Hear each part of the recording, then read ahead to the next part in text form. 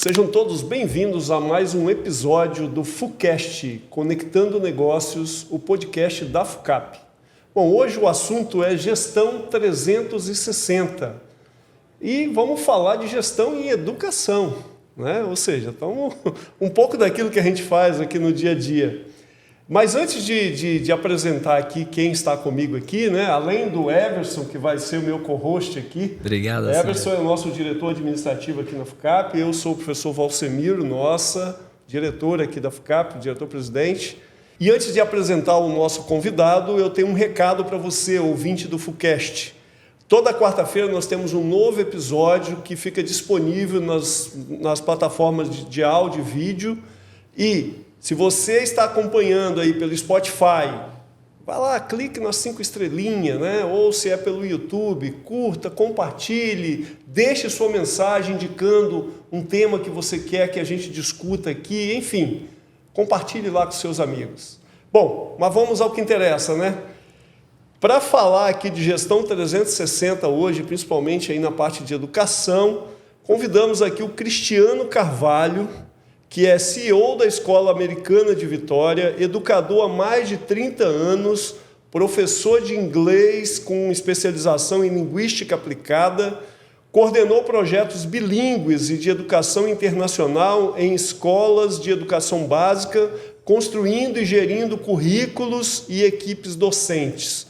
Ou seja, 30 anos não é pouca coisa, né, Cristiano? Seja bem-vindo aqui ao nosso bate-papo. Muito obrigado, Valsemiro. Obrigado, Everson. Prazer enorme, uma honra estar aqui com vocês. Eu comecei cedo, tá? Comecei a dar aula quando eu tinha 18 anos de idade ainda. Olha só. E eu falo que eu entrei na escola com 2 anos e meio de idade, nunca mais saí e não pretendo sair.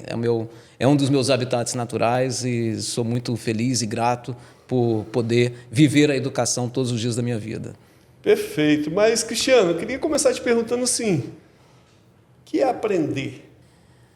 Aprender é um ato, é uma atitude, eu digo, de curiosidade eterna.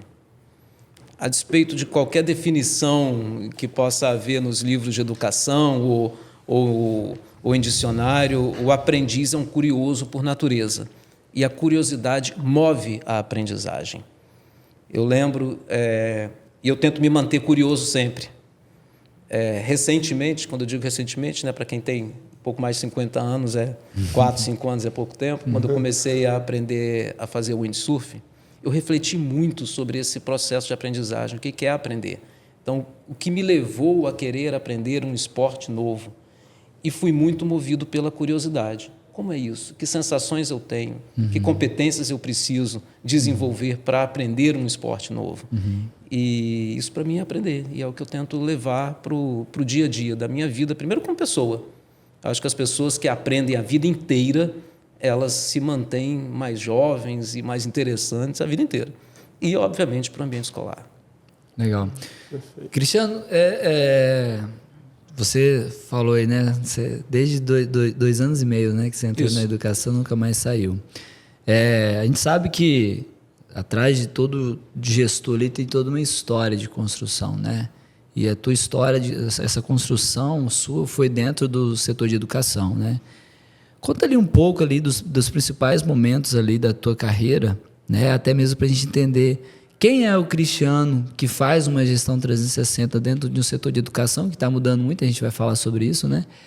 Mas quais foram os momentos marcos ali dentro da tua carreira falando de gestão 360, né? Desde o início ali na tua... Porque é muito tempo na área de educação, né? Conhecer muito, né? Sim. Então a gente precisa provar um pouco do que é, né? Construir uma carreira. Eu estou com 2 aqui grandes da área de educação. Mas fala um pouco de você. Como é que foi essa construção? Bom, quando eu tive alguns marcos, né? O primeiro marco, quando eu ainda era aluno, que eu, no final do meu ensino fundamental 2, antigamente ginásio, primeiro grau, na verdade, ginásio, que era da época da minha mãe, eu decidi fazer prova de seleção para a escola técnica, porque eu era muito bom em matemática, física, tal. Eu era um bom aluno, tinha notas muito boas, mas tinha esse destaque aí. Então eu falei, olha, eu acho que eu vou ser engenheiro.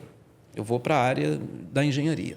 Entrei na escola técnica, foi maravilhoso para mim, foi um mundo completamente novo. Eu vim de uma escola de bairro, lá da Mata da Praia, para uma escola, né, como uma escola técnica. Aprendi muitas coisas, e uma das coisas que eu aprendi foi que eu não queria ser engenheiro. Né? Isso foi ruim para mim? Não. Isso somou a uma série de competências que eu só fui entender muitos anos depois, porque você não entende na hora que está acontecendo. Uhum. Então, ali, eu cheguei a tentar, no final, quando eu vi que não queria mais engenharia elétrica, foi de repente a civil, fiz estágio na Excelsa com meu pai, que trabalhava lá na época, e enquanto fazia estágio, comecei a dar aula, porque eu tinha acabado de me formar no meu curso de inglês, e eu estava achando meu tempo muito ocioso, eu fazia cursinho à noite, fazia estágio à tarde, e amanhã estava muito livre. Fui dar aula. Nos 6 meses que eu estava dando aula, eu virei para os meus pais e falei o seguinte: eu não vou fazer engenharia nenhuma. Eu gostei muito de trabalhar com pessoas, gostei muito de ensinar inglês. Naquela época eu conseguia traduzir só dessa forma, que eu tinha gostado muito de ensinar inglês. E vou fazer vestibular para letras em inglês. Minha mãe ficou doida. Meu filho, você vai ser professor. Você não vai... Como é que você vai fazer, né? Professor no Brasil, tem toda essa coisa. Não vai... Mãe, não se preocupe, você não vai ter que me sustentar. Meu pai deu mais força do que ela. Mas hoje em dia ela entende isso muito bem e tal. E aí eu fiz o vestibular para letras em inglês, passei muito bem, fui segundo colocado na época. E aí fiz o meu curso de letras em inglês, trabalhei em curso de línguas, depois de formado, inclusive, como professor de inglês. Logo de cara eu comecei a ter alguns cargos de coordenação específico. Na época eu não entendia por quê, né? Porque eu não estudava gestão. Então, você vai fazendo, as pessoas mais experientes mapeiam algumas competências que você tem e fala, esse cara aqui dá conta de tocar um departamento assim, ou determinadas turmas e tal. Até o ponto que eu virei e decidi o seguinte: eu não quero ser só professor de inglês. Eu quero ser um educador. Foi quando eu decidi sair do curso de inglês, e ir trabalhar em escola de educação básica. Porque ali eu ia ter uma visão mais ampla do que é educação, multidisciplinar, contemplando várias áreas. E aí foi quando eu fui trabalhar no Leonardo da Vinci, onde eu passei 21 anos, sou absolutamente grato, principalmente a toda a família Pignaton, né, que me formou, e eu aprendi muito com eles, ainda aprendo, com Maria Helena. E ali eu fui professor de inglês, entrei como professor de inglês, e depois de alguns anos como professor de inglês, eu fui convidado a começar a gerir o curso internacional de high school, uma parceria que na época com a Universidade do Texas e tal. E aí geri esse curso, depois fui gerir também línguas estrangeiras, e aí passei a gerir toda a parte internacional da escola. Foi quando eu comecei a pegar um gosto maior e me formar para a gestão de pessoas. Legal. Que história, né?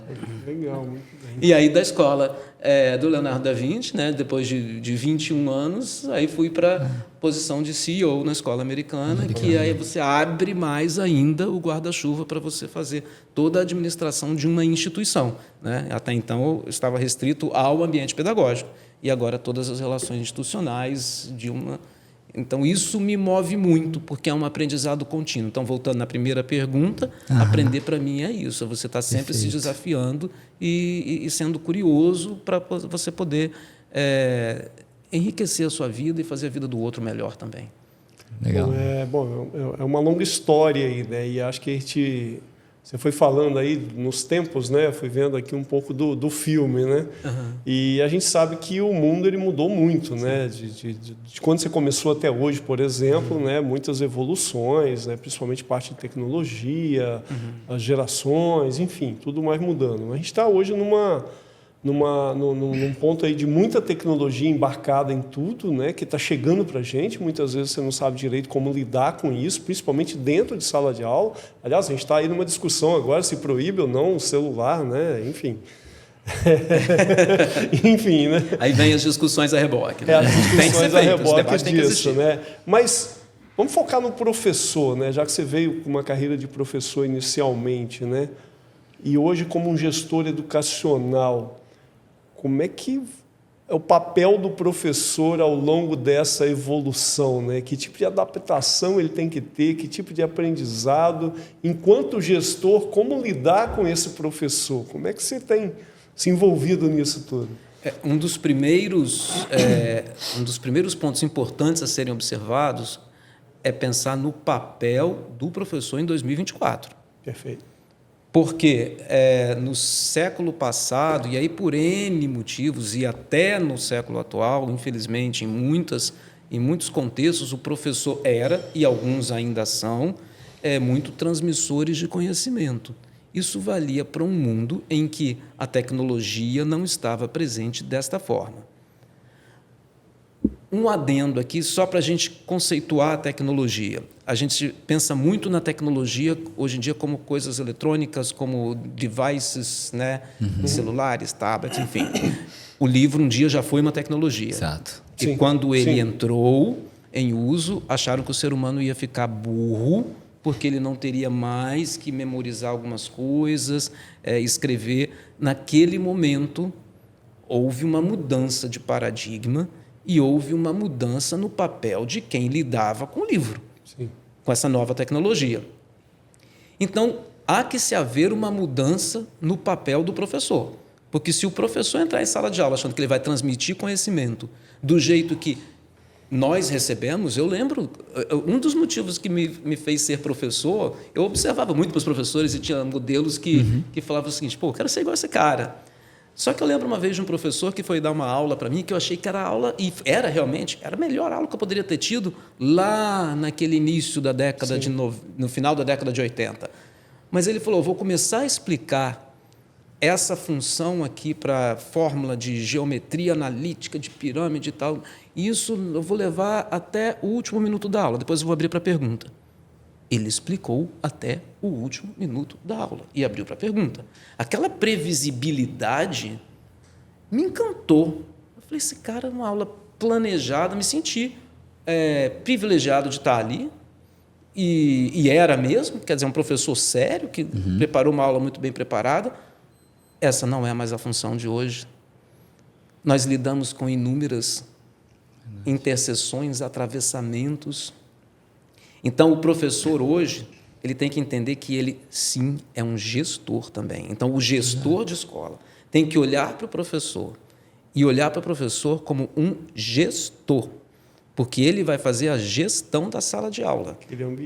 Daquele ambiente. Ele não tem mais que ficar tão preocupado se está atrasado ou não com o conteúdo, não. Ele tem que perguntar o seguinte, esse conteúdo vale a pena ensinar? O Edgar Morin, quando fez lá o documento para a Unesco, em que ele falava dos saberes do século XXI, lá em 99, uma das coisas que ele falou foi a definição de conhecimento, do que saber, como saber, o que saber.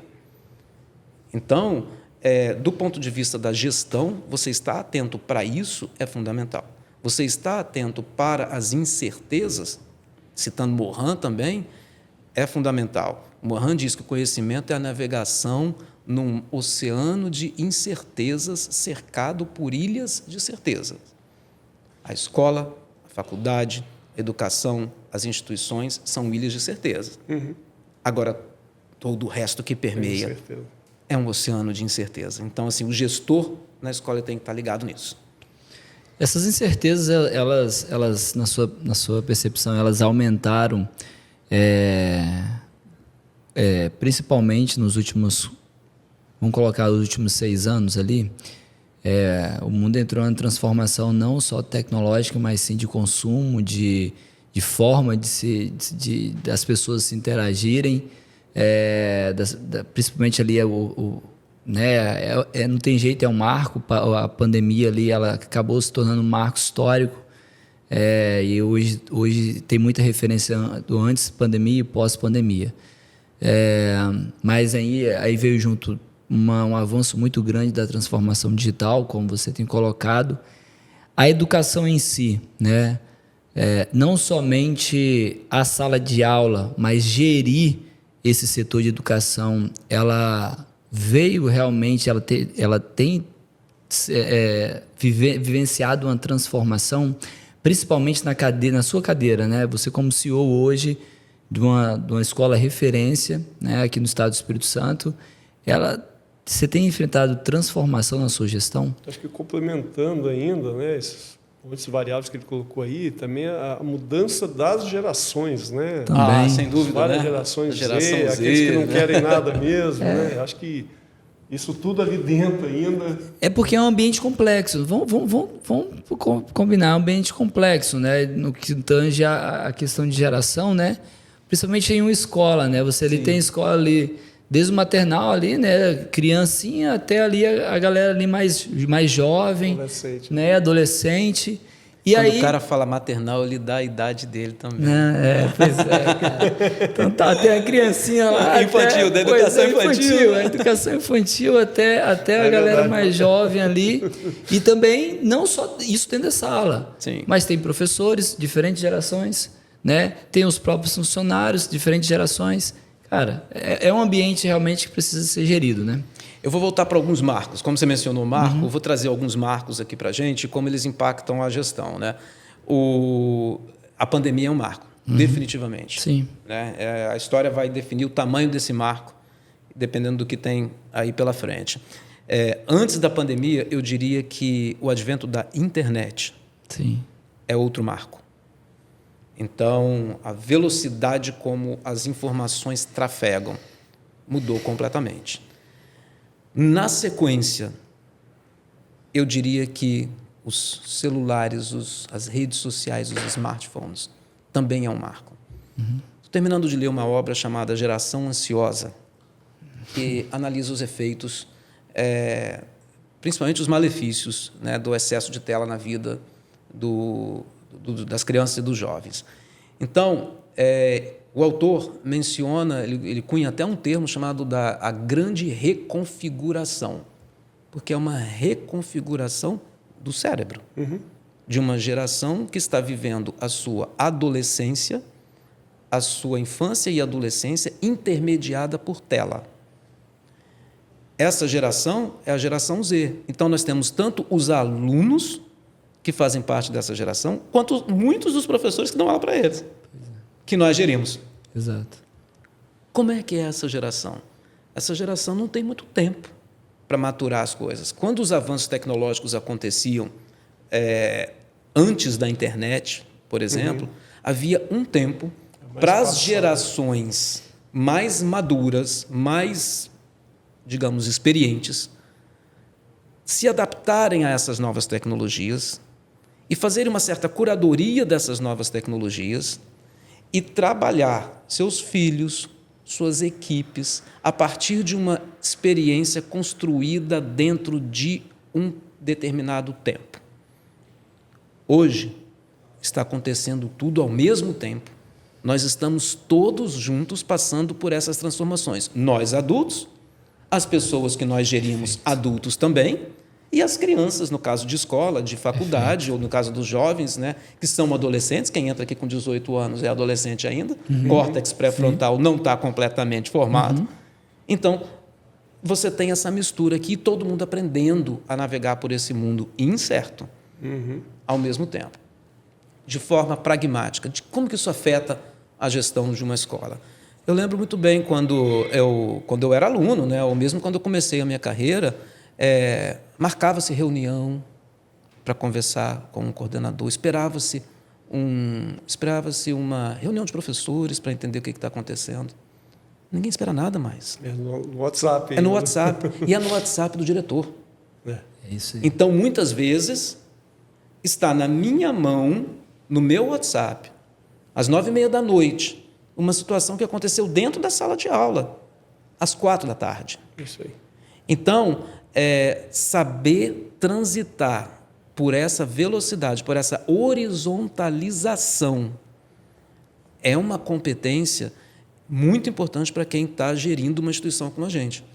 Porque se a gente não tem uma frieza, um olhar um pouco mais distanciado da situação, você pode tomar decisões equivocadas na agenda do outro, que não é a agenda da sua instituição, que não é a sua agenda pessoal profissional. Então, esse, para mim, é o grande desafio. É você trabalhar com todos os players num ambiente educacional dizendo o seguinte: calma, calma. Existem algumas coisas que são para agora. Existem algumas coisas que você precisa dar o tempo, entender melhor e responder. Não reaja. Pense.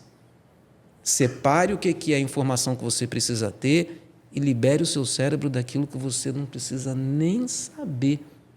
Porque senão você não vai trabalhar bem, senão você não vai ser criativo. Um cérebro cansado não é criativo.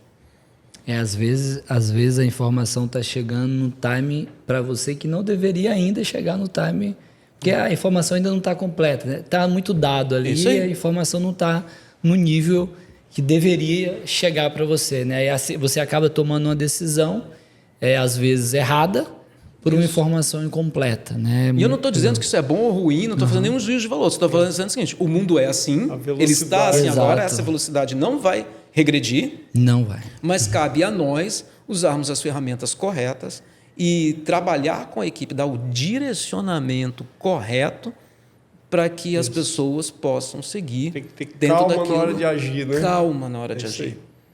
E olha, não é nada diferente aqui não, tá? Eu recebo aqui também. Imagino. Nós estamos com uma adolescência tardia no mundo, né?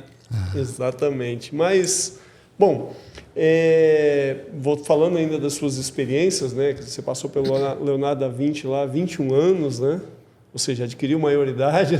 Adquiriu maioridade lá.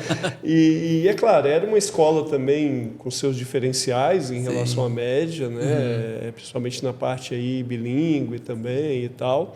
Mas você veio para uma outra experiência agora, numa outra escola, com um conceito ainda mais aberto, mais avançado, mais internacionalizado, né? Que desafios você tem encontrado nesse novo ambiente, nessa nova escola, nessa chegada aí na escola americana Vitória, né? Ou seja, é um mundo um pouco diferente, talvez, do que você já vinha fazendo lá de trás. Ou seja, o desafio. Você disse que você está lá desde o começo, né? Não, eu entrei e a escola tinha 3 anos. Ah, já tinham 3 anos, tá. A escola tem 6 agora. Eu estou metade do tempo. Então você está com 3 anos lá, né? Mas quais são os desafios nessa escola? Gerir uma escola com todos esses diferenciais, né? Ou seja, você pega um público específico ali, que é diferente da maioria do público, né? que tem acesso às escolas de forma geral, mas que metodologias diferentes para poder atrair, segurar esse aluno e realmente fazer a entrega, né? Que a escola realmente se propõe a fazer. Sim. Eu acho que assim, as coisas acontecem no momento certo, na hora certa na vida da gente, né? Então, fiquei com um friozão na barriga, né? Quando chegou aquele momento ali de decisão. Sim. E, de novo, a possibilidade de aprender e estar num projeto de vanguarda, inovador, no nosso estado. Primeira escola internacional, totalmente internacional no estado. O que é isso? Isso significa que a definição de bilíngue, às vezes, as pessoas não entendem direito, né? Porque se você falar que você é bilíngue, significa que você fala 2 idiomas. Né? O aluno da escola americana é bilíngue? A escola americana é bilíngue? Não é uma escola bilíngue. Uma escola bilíngue ela tem uma proposta diferenciada para o ensino de uma outra língua. Nós somos uma escola em que o aluno aprende inglês por imersão por meio dos currículos. Então, ele aprende a matemática em inglês, ele aprende as ciências em inglês. Então, quando ele estuda literatura, quando ele estuda inglês, ele está estudando a literatura, a redação, como se ele estivesse estudando português. Então, esse é um projeto, por si só, muito inovador. A escola americana trabalha como a sua metodologia central, com metodologia de projetos. Isso me move. Você trabalhar com PBL me move. Por quê? Porque é trabalhar predominantemente com perguntas a partir dos conteúdos que os alunos estão estudando. E integrar os saberes. O mundo é projeto. Nós sabemos disso. Nós estamos aqui dentro de um hub. Isso aqui é projeto. Sim. Quantos projetos estão acontecendo aqui, sendo prototipados ou na etapa de ideação? Então, isso, você fez a pergunta, na sua pergunta tinha alguma coisa, como é que você faz para engajar? Para fazer a entrega. Para fazer a entrega. Eu digo que nós temos um facilitador muito grande, que é justamente metodologia. Uma coisa que me encantou logo que eu cheguei na escola, que é uma escola que você chega no final do dia, os alunos não saem correndo para ir para casa. Eles não estão emburrados, né? Eles são ativos. Então, a gente volta e meia tem ações em parceria com vocês aqui na FUCAP, né? Hackathon, lá na escola, aqui. Então, são alunos que buscam o tempo inteiro. Antes de eu vir para cá, eu fui chamado por 3 alunos que baixaram lá na minha sala para falar o seguinte: sabe aquele...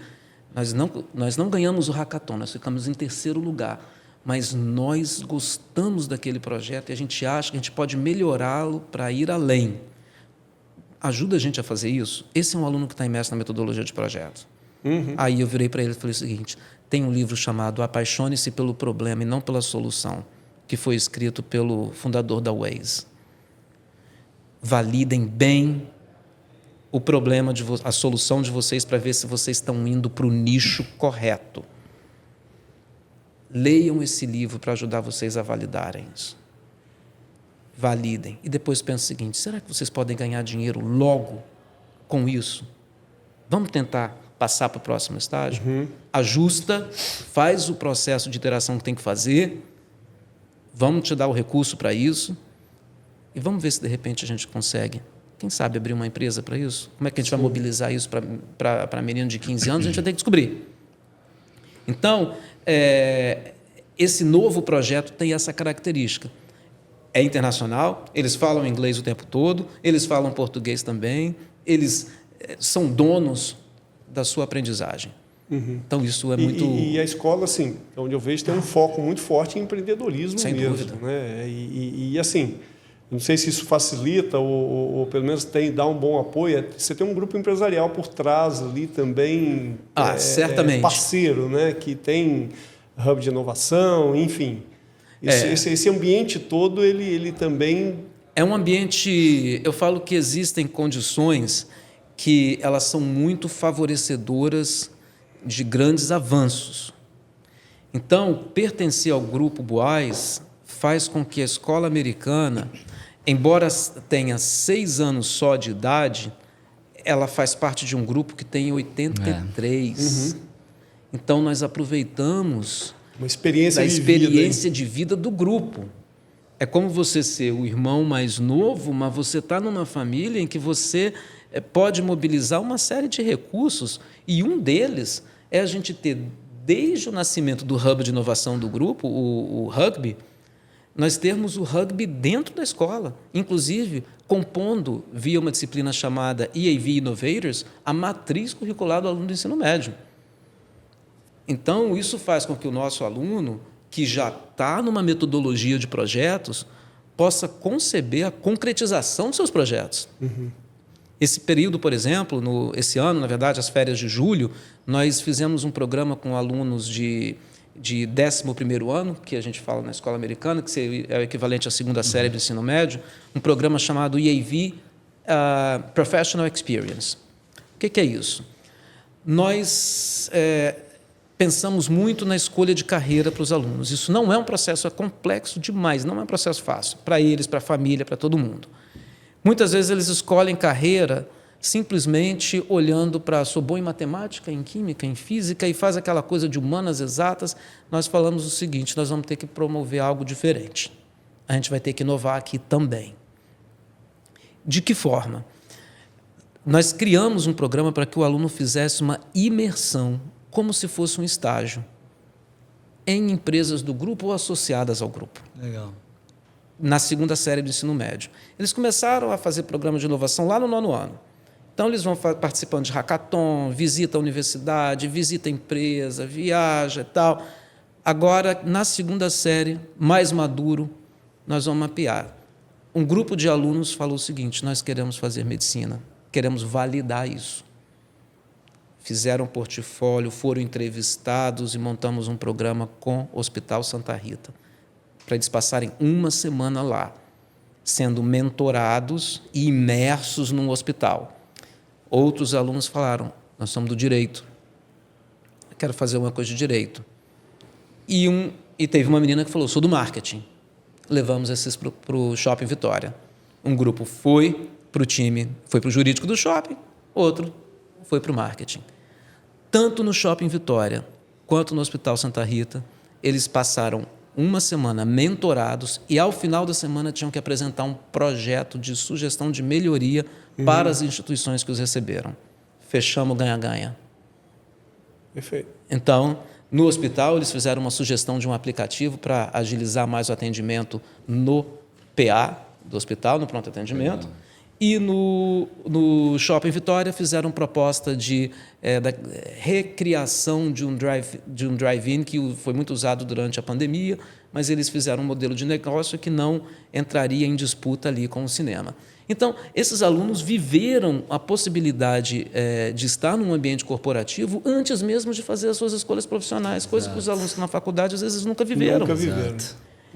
Então, voltando para o DNA empreendedor e inovador da escola americana, a educação básica, às vezes, se permite ficar engessada por conta de modelos tradicionais de ingresso em universidades. Estrategicamente, a gente tem que atender esse nicho. E nós temos recursos e estratégia para isso. Agora, você não engessa toda uma educação básica por conta disso. Sim. Você tem graus de liberdade. E nós não vamos ficar reclamando disso. Sim. Nós vamos fazer a diferença. Então, esse é o direcionamento para a escola. Esse é o direcionamento para a nossa equipe. Vamos fazer a diferença. E vamos nos mobilizar e juntar recursos, pessoas, recursos financeiros e tal, para a gente poder executar esses projetos. Nesse sentido, Cristiano, você comentando aí da forma, né? Porque isso é um formato de aprendizado, né? Isso é a metodologia de aprendizado ali, na prática ali. Aí eu te faço uma pergunta bem objetiva aí, no sentido figurativo, né? O tradicional caderno vai acabar, na sua visão? Eu acho que não. O caderno em si, não. Mas o que você faz com o caderno, sim. Copiar a matéria do quadro de professor, não, né? Basta você perguntar para o ChatGPT. Pensar criticamente sobre isso, sim. Então, quando o Valsemiro, no início da nossa conversa, falou, né, do debate sobre o uso de celular, não uso de celular, né? Nós não permitimos o celular na escola ao longo do dia, não porque o governo vai baixar uma lei, nada disso. Sim. Porque o aluno precisa estar focado plenamente no que ele está fazendo. E se ele não estiver focado plenamente no que ele está fazendo, ele não vai fazer tão bem. Ele vai virar animal. A gente fala que vai virar animal na savana. Porque animal na savana que come de olho no predador. É verdade. Se você come com o seu celular do lado, você está de olho no seu predador. Você não está comendo por prazer. Quem come por prazer é ser humano. Então... Nem todos. Nem todos. Tem uns que comem por compulsão.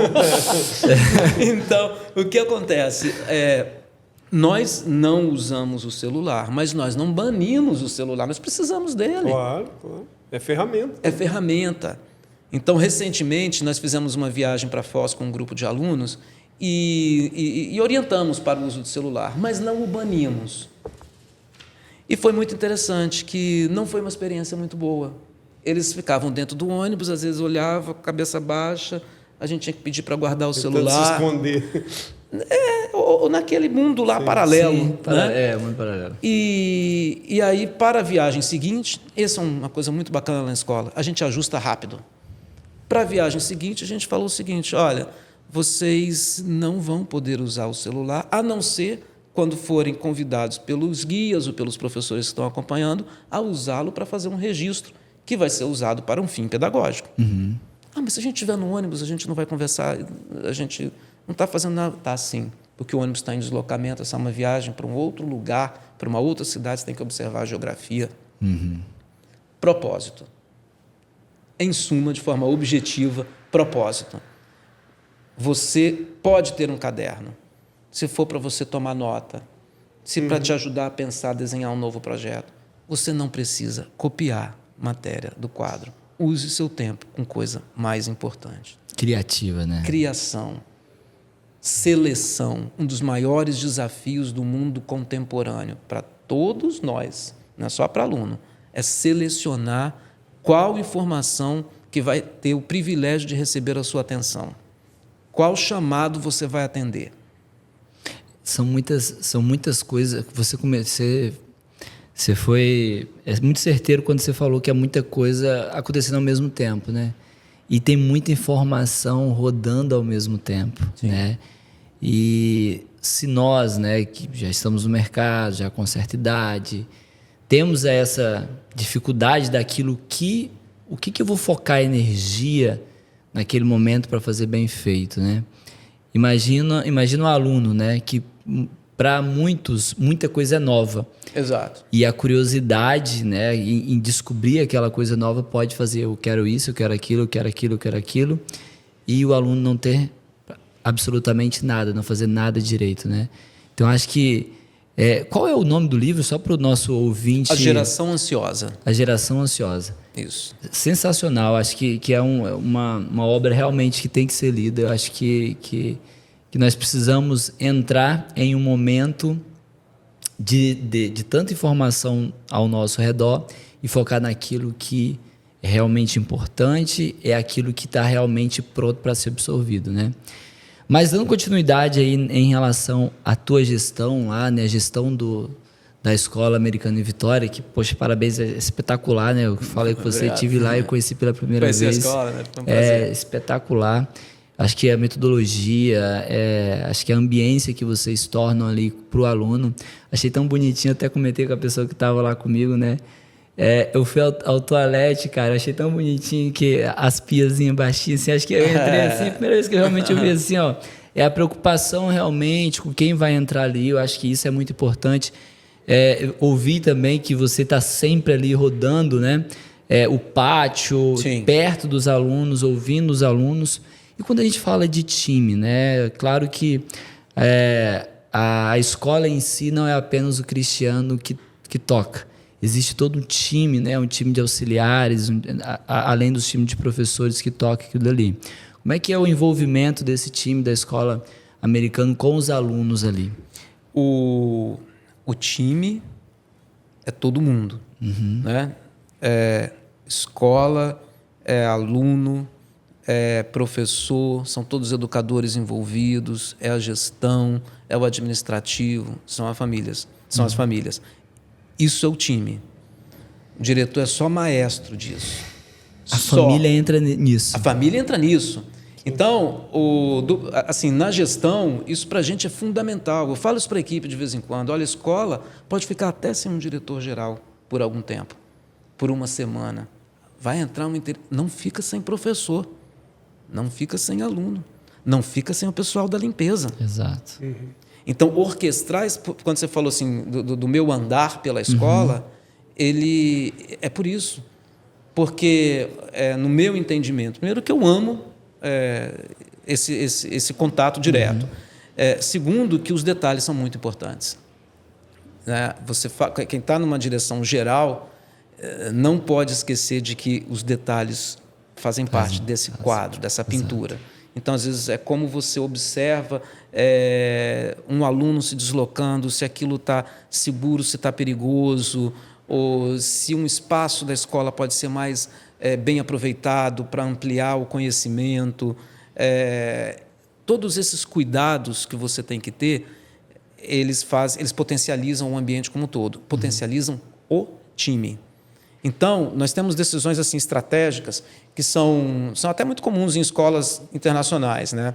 Por exemplo, recentemente, nós criamos um grupo de líderes de turma. É o Conselho de Estudantes. Este Conselho de Estudantes se reúne toda quarta-feira, por meia hora, na hora do almoço deles e nosso.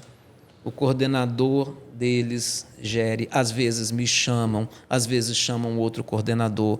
Reunião pautada, com votação de qual é o item que vai ser primeiro, qual é a prioridade, e follow-up atribuído para cada um.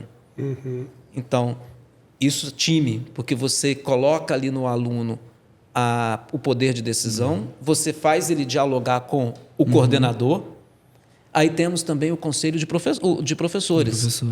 Os professores também se reúnem para sinalizar para a gente o que está funcionando bem e o que pode melhorar. E nós começamos esse ano com o conselho de pais. E tem sido fantástico. Olha só, que legal. Nós fizemos primeiro uma seleção interna, em que nós escolhemos assim, famílias muito presentes na escola, famílias que pontuam muito o que eles gostam e o que pode ser melhorado, porque a gente não escolheu famílias que só elogiam a gente não precisa de família que só elogia a gente. E fizemos um estatuto, construímos um estatuto junto com eles, e nos reunimos uma vez por mês, também com pautas específicas, seja de cunho de sugestões administrativas, seja de alguma situação pedagógica que eles queiram trazer e tal. Então, a gente envolve a comunidade como certos sensores e participantes das tomadas de decisão também. Então, esse é um modelo de gestão que assim, para a gente, ele é fundamental. Participativo, de fato. Né? E ele está ligado a um dos pilares da nossa escola, que é o pilar do relacionamento, e a outro pilar, que é o pilar da colaboração. Então, é importante uma instituição estar norteada por valores, para que esses valores possam definir de que forma você vai tomar decisões estratégicas, mais operacionais. Então, acho que sim. Não sei se eu respondi a sua pergunta. Não, respondeu sim. E o valor, e quando você fala de valor, né, eu acho que em uma instituição de ensino, né, seja ela de nível, não vou falar maternal não, tá? Vou falar infantil ali, ou superior, o valor ela tem que estar explícito, né? Exato. Até mesmo para o Valsemiro, acho que tem muito isso aqui na FUCAP, junto com a história da FUCAP, na fundação da FUCAP, né? O valor, a ética, ela tem que estar explícita, até porque durante a formação do aluno, da criança, do adolescente, do jovem, do adulto também, tem que sempre estar bem latente o que é um valor, o que é uma ética, né? Isso forma o profissional independente da área dele, se é da área de negócio, se é da área da saúde, tendo o valor e a ética como pilar, né? Por isso que eu acho que está intrínseco nisso, né?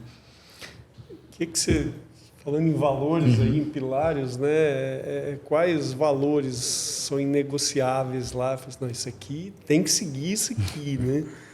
Esses pilares que você falou aí, dá uma geral, como é que é isso lá na escola? Então, nós, primeiro assim, visão, missão, valores, está no mundo dos negócios, né? Então, eu vou para um pouco além disso.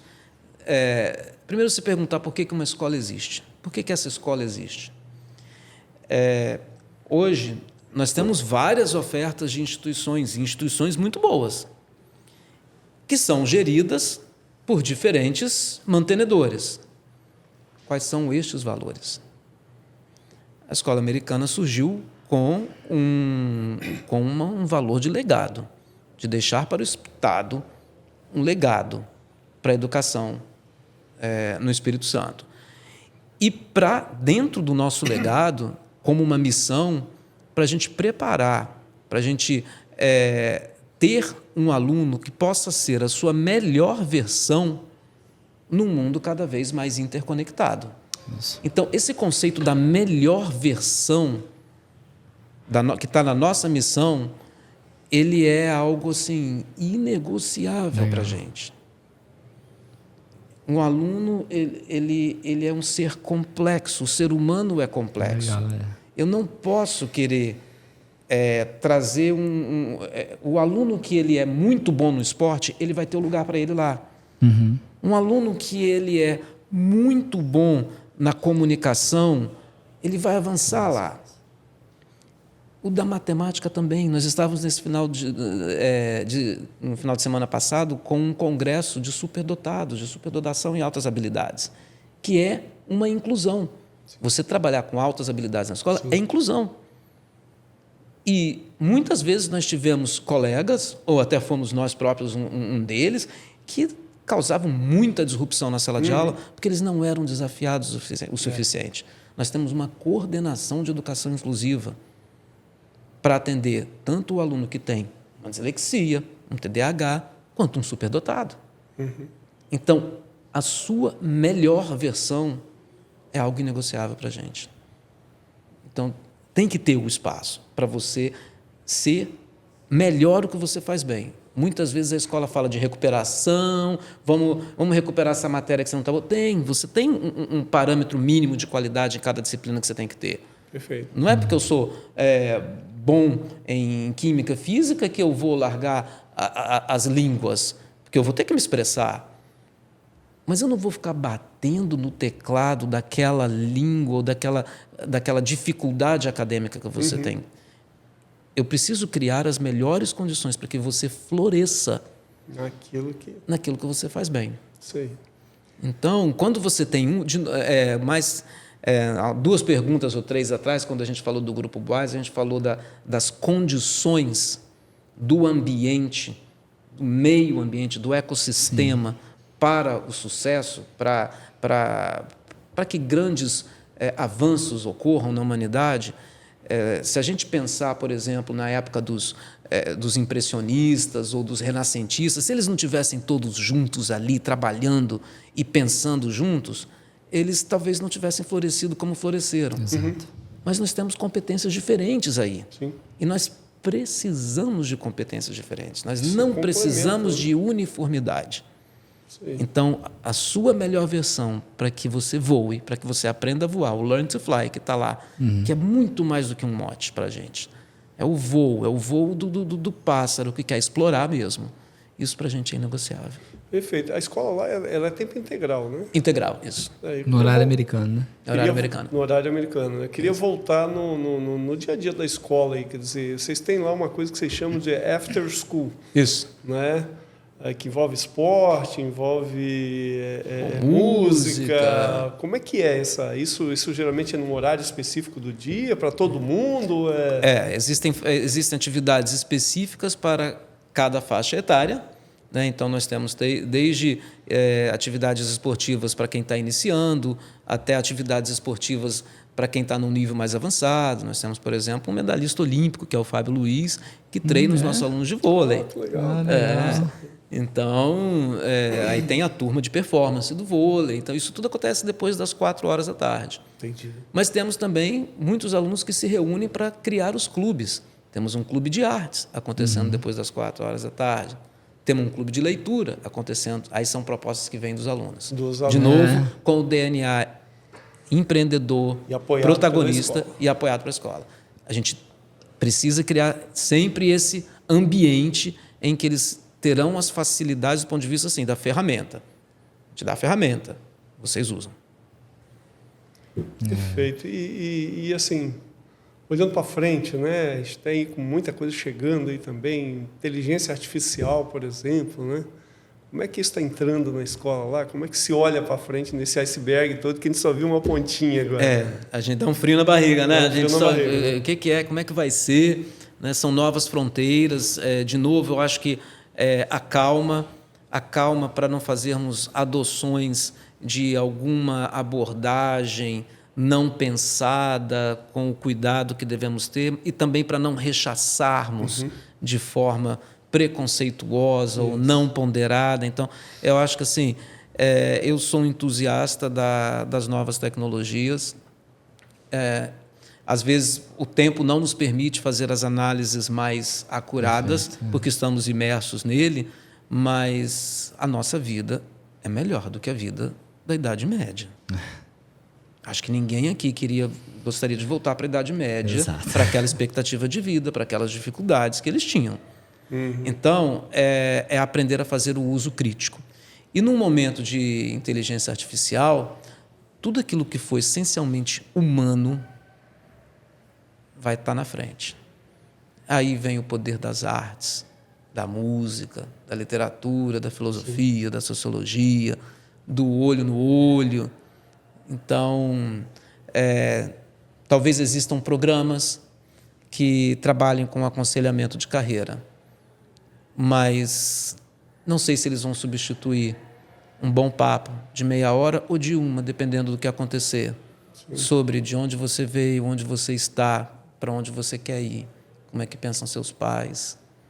Então, eu acho que a tecnologia, a inteligência artificial vai nos ajudar muito, muito, se soubermos fazer o uso correto, o uso adequado, lembrando que somos humanos. Ela foi criada por nós, para que possamos viver melhor. E o fim tem que ser a gente. Se ficarmos na tecnologia, pela tecnologia, já era. Na verdade, novamente, é uma ferramenta. É ferramenta. De apoio. Exato. Bom, para a gente finalizar, Cristiano, quem ou o que lhe inspira como gestor escolar? Puxa. Pergunta aí, Cristiano. Que pergunta. Está na parede no final. Olha, tem algumas inspirações, né?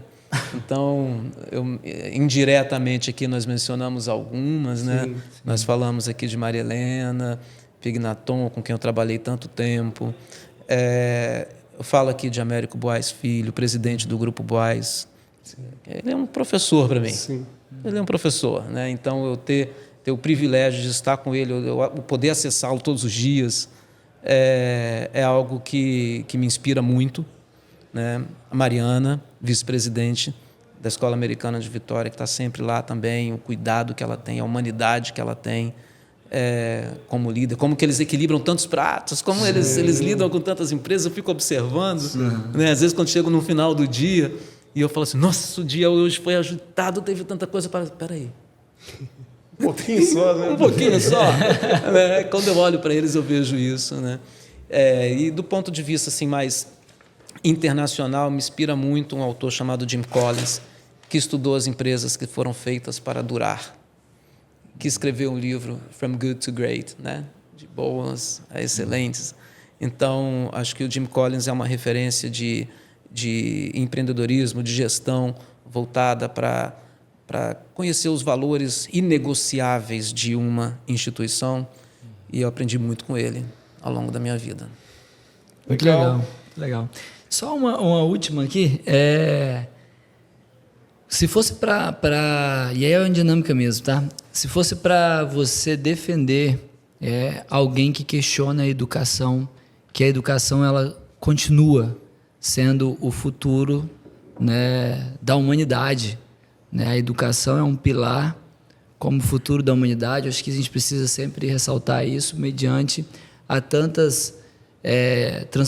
transformação digital, e as pessoas questionam, não sei se a sala de aula, seja ela tradicional ou não, ela vai continuar importante, né? Qual seria uma frase que você colocaria para que essa pessoa entenda que a educação, sim, ela é o futuro da humanidade, ela continua sendo o futuro da humanidade, sem educação a gente não tem pilar? Nós só chegamos onde estamos por causa da educação. Temos essa transformação digital só por causa da educação. Perfeito. Então, se a gente quer fazer disso, do momento em que a gente está atualmente, e aí eu vou pegar o viés otimista, de melhorias em qualidade de vida, vivendo mais, tendo mais possibilidades de acesso, foi por causa da educação.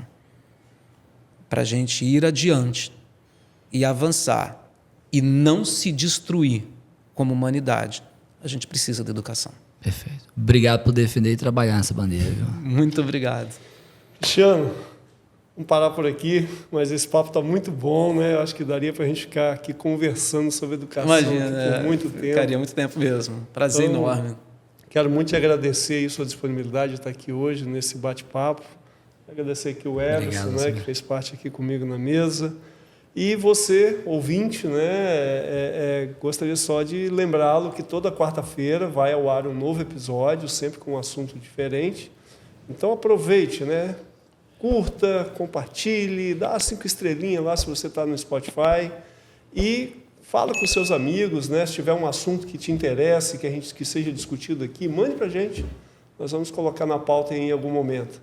Grande abraço a todos. Obrigado. Até mais.